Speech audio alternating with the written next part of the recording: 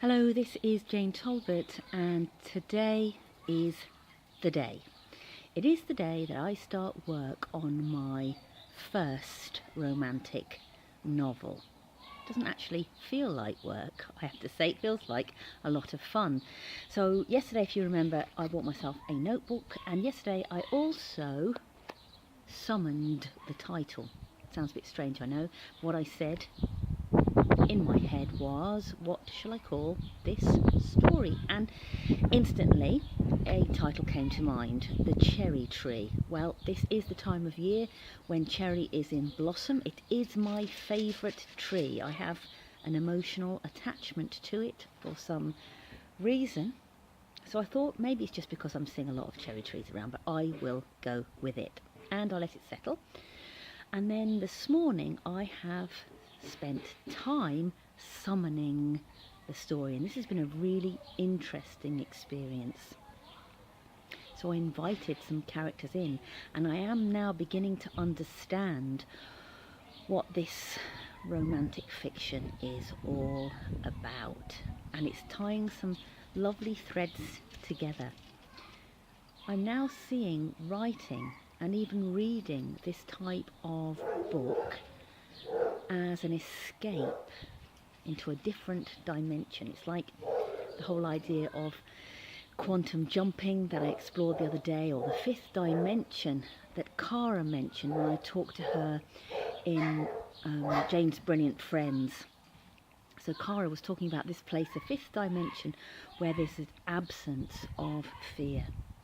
And in the dimension, this dimension, the parallel universe of the romantic novel, what is present is this idea of love, and what is also always present is unresolved inner tension, and that tension then becomes resolved as a result of the story and always ends the same way.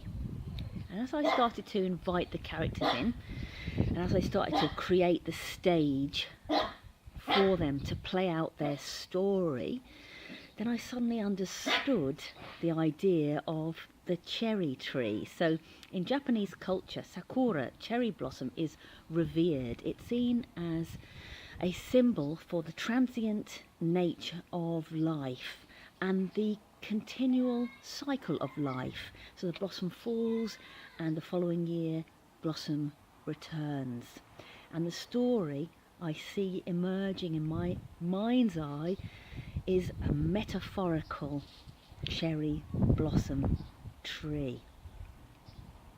And I've invited the characters in, knowing that this story always has the same ending. So in Mills and Boon, it's always the same ending. And in life, we're all heading for the same ending. And as I invited the characters in, I know what the beginning of the story is. So it's like this story swirling around, and I've slowed it down. The characters are there, I can see them, the stage is set, and I know what the ending is going to be, but I don't know what is going to happen in between. I've gifted each of them a heavy dose of guilt. I've gifted each of them unresolved tension, and I've gifted each of them a shared stage.